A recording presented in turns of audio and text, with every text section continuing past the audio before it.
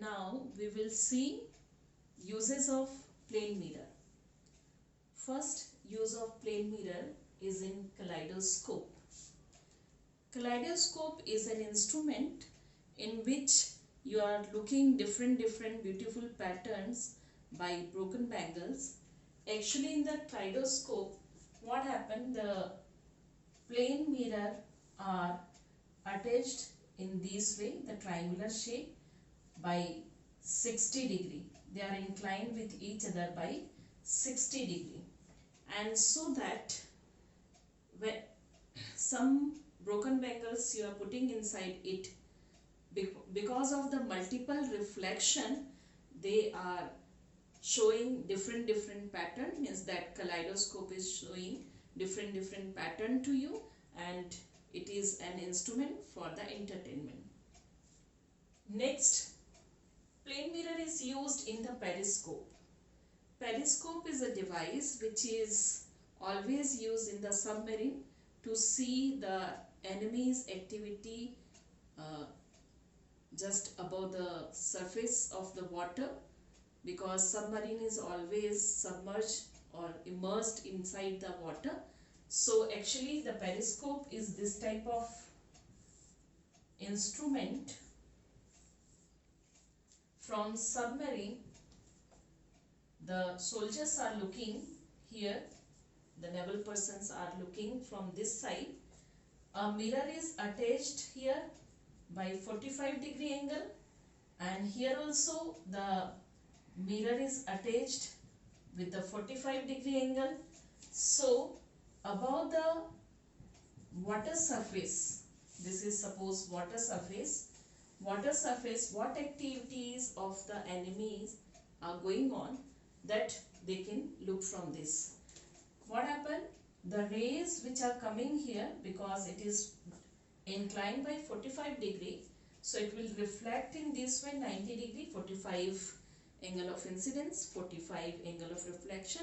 So the total it will bend by 90 degree, and from here also it will bend by 90 degree. So the image, the object which is placed here, the image of that this object is showing by the mirror here.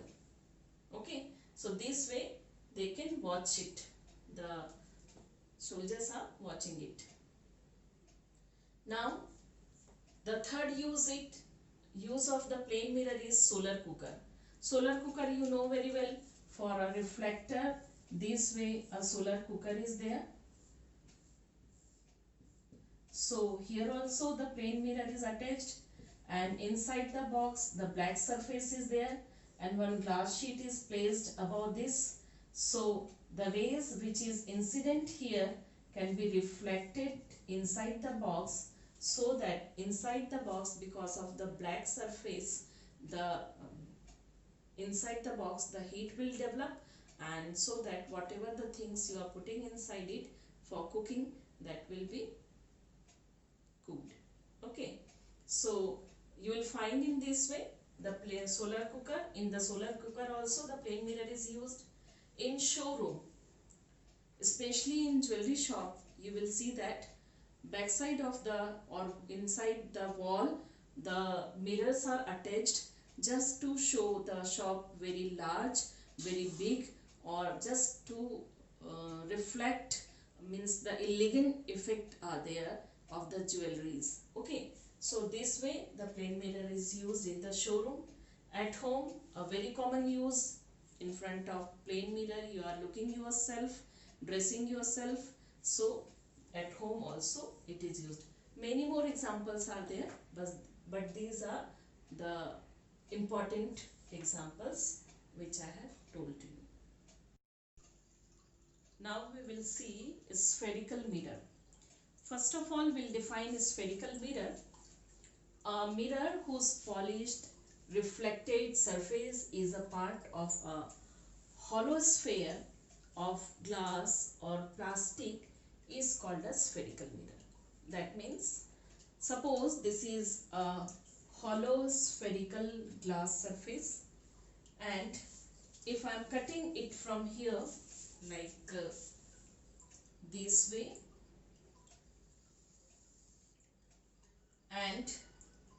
this much part if I polished from here, so the opposite part will become reflecting surface. Similar way you will find from here also. Suppose I will cut the part from here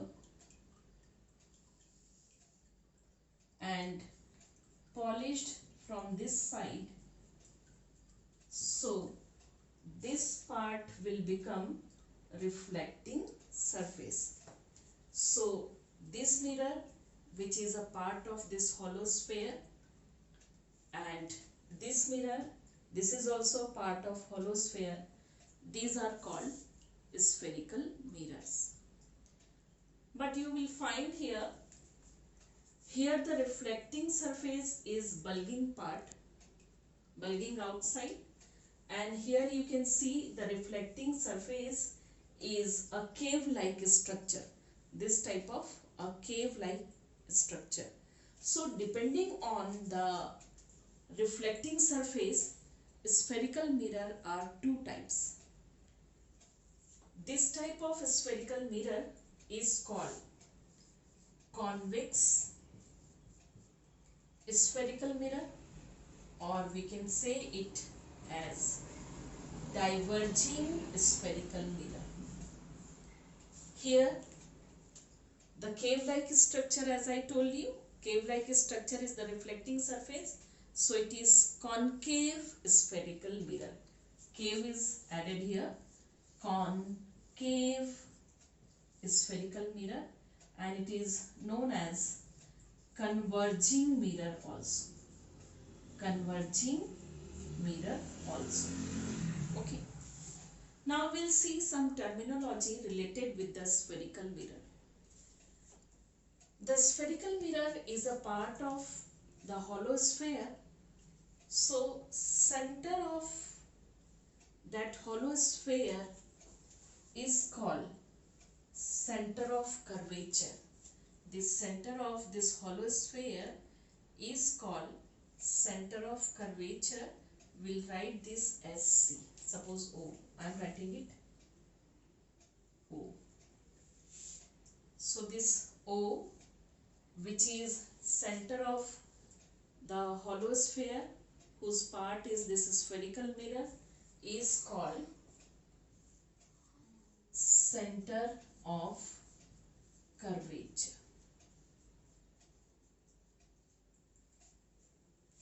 Next, we'll see here, this is the spherical mirror, and whenever the rays are coming, suppose a parallel rays are coming, so this part here to here, say A to B, this part will provide window for that rays. That means the rays will strike to this much part. Here also, this is A, B. If the rays are coming, that will strike to it. So this surface AB is called aperture, because it is providing window for the rays, incident rays, so it is called aperture.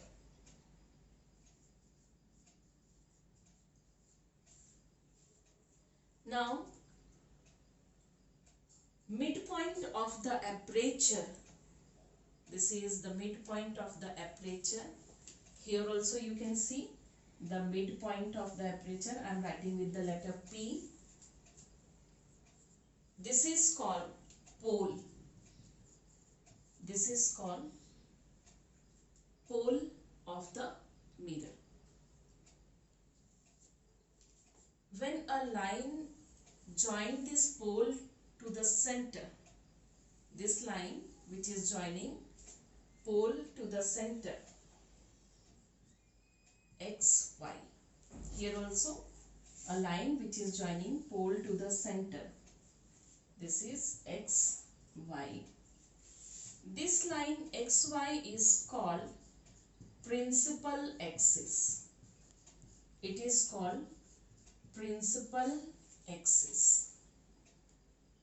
The distance from P to O or the PO distance, because obviously if it is circle or sphere, so OP will be radius. So PO is called radius of curvature. It is called radius of curvature. Now, or we'll represent it with the letter R also. This is R. After that, you will see the rays which are coming parallel. So they are either they are appear to meet at a point or they are actually meeting at a point. That point is called focus. For example, this is the convex mirror. In this convex mirror, when the parallel rays are coming this way, the parallel rays are coming, these parallel rays are diverted because it is a diverging mirror, so it will diverge after reflection. So when it will diverge after reflection like this,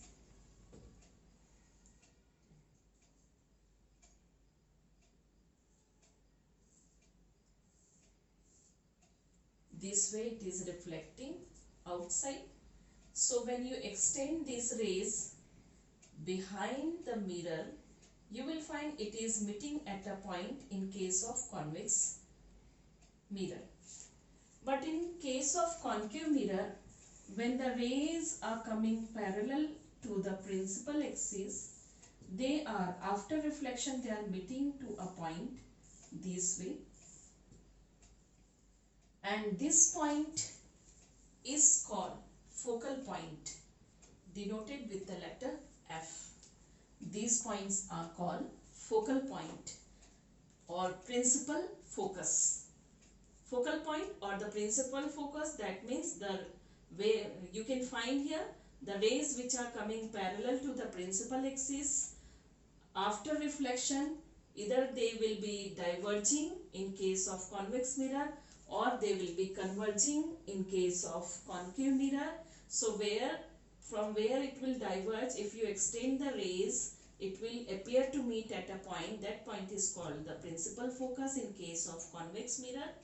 In case of concave mirror, they will actually meet at a point, and that is called focus of the concave mirror. So F is denoting here as focus. The length PF from pole to F, the length PF, it is called focal length. This is called focal length. PF equal to small f, we are representing this with the small f, and this is called the focal length. Generally, this focal length is half of the radius of curvature. The derivation is there that f is equal to r upon 2. So the focal length is always half of the radius of curvature in case of a spherical mirror. The derivation part is not in your syllabus. You have to learn this as it is. Now we'll see rules for obtaining images from concave mirror and convex mirror. To understand this, the basic principle first we will understand. We'll understand about the tangent, which I have explained to you already when I was explaining you the magnetic lines of force. But once again you will see, if this is a circle, so a line which is passing through one point of circle is called tangent. And this tangent is always perpendicular on radius. This is r, radius of the circle. So this tangent is always perpendicular on this radius. This angle is always 90 degree. And we know that in case of plane mirror, when we saw the laws of reflection, that time we know that if a ray which is incident on the plane mirror by making angle I, so it will reflect it back by making angle R, and I is equal to R. Now if we'll take here, suppose this incident ray will come to this line, that means the incident ray, if normally it is incident, the meaning is what? I is equal to 0. So if normally it is incident, it will reflect back to the same path. By making angle 0, R equal to 0. Similar way, you will find here, we'll see the first rule just based on these two phenomena. When a ray of light incident on the center of curvature of concave mirror or convex mirror, it will go back to the same path. Look at here, if a ray of light, this is the convex mirror, so a ray of light is incident on this side, the center of curvature would be there, this is the center of curvature. So this is, if it is incident on the center of curvature, it will go back to the same path. In this also, if a ray of light, this is the center of curvature, if a ray of light incident or pass through center of curvature, it will go back to the same path, it will trace same path and back to the same line. Here why it is happen, as I told you just now, this tangent is perpendicular to radius. So here you will see that when a ray of light incident here, at this point a tangent will form. This is the tangent, this will form tangent, and this radius is perpendicular.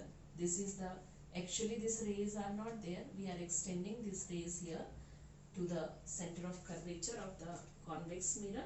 So this will make here, you will see that, so this radius is actually normal to this surface. The radius is actually normal to this surface. When it is normally incident, it will go back to the same median. It is normally incident, so it will go back to the same path. So the same phenomena happen here also. Okay, this is called rule 1. In case of convex mirror also and case of concave mirror, both the cases you have seen, if a ray of light incident to the center of curvature, it will trace same path and go back. Here also the same way. Okay, now come to the second rule. Rule second. If a ray of light incident parallel to